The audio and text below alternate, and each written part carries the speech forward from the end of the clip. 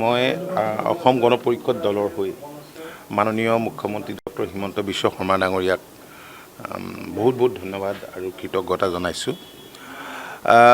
Doctor Sharma ডাঙৰীয়াই 2016 চনৰ পৰা লাষ্ট ইলেকশ্যনলৈকে এলায়েন্সৰ সম্পৰ্কত এক গুৰুত্বপূৰ্ণ ভূমিকা গ্ৰহণ কৰি আহিছে আৰু আমাৰ বিশ্বাস আছিল কাৰণ এলায়েন্স কৰাৰ সময়ত এইবাৰো যিখিনি কথা কৈছিল পূৰ্বৰ দৰে সেইখিনি কথা নিশ্চয় ৰাখিব আৰু অমিত শ্বাহ ডাঙৰীয়াৰ সন্মুখতো কথা বতৰাখিনি হৈছিল। অমিত শ্বাহ ডাঙৰীয়াকো বহুত বহুত ধন্যবাদ জনাইছোঁ।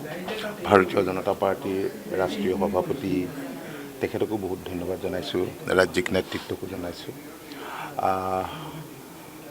তেওঁক এইবাৰ হেট্ৰিক কৰিছে, দ্বিতীয়বাৰৰ কাৰণে চৰকাৰ আহিল, NDAৰ চৰকাৰ হ'ল আৰু ডক্টৰ হিমন্ত বিশ্ব শৰ্মা ডাঙৰীয়াৰ নেতৃত্বত দ্বিতীয়বাৰ চৰকাৰ হ'ল আৰু এই চৰকাৰখনৰ দায়িত্ব মই ভাবোঁ যে পূৰ্বতকৈ অধিক আৰু সেইকাৰণেই বহু দিশ চাই মুখ্যমন্ত্ৰী ডাঙৰীয়াই এই মন্ত্ৰীসভাখন এনেদৰে গঠন কৰিছে।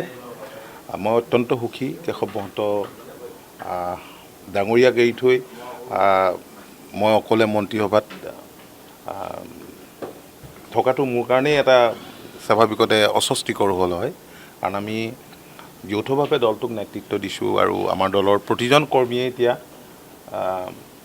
যিখিনি খবৰ পাইছোঁ অত্যন্ত আনন্দিত হৈছে, সুখী হৈছে আৰু অনাগত দিনত জনসাধাৰণে যিটো মেণ্ডেট দিছে 102খন আসনেৰে NDAক, মোৰ দৃঢ় বিশ্বাস মাননীয় মুখ্যমন্ত্ৰীগৰাকীৰ দূৰদৰ্শী আৰু সবল নেতৃত্বত পূৰ্বতকৈ অধিক গতিশীল হ'ব এইখন চৰকাৰ আৰু জনসাধাৰণৰ স্বাৰ্থত সকলোৱে আমি সৰ্বোচ্চ উজাৰি দিম। তাৰ কাৰণে আমাৰ আটাইৰে সংকল্প আছে।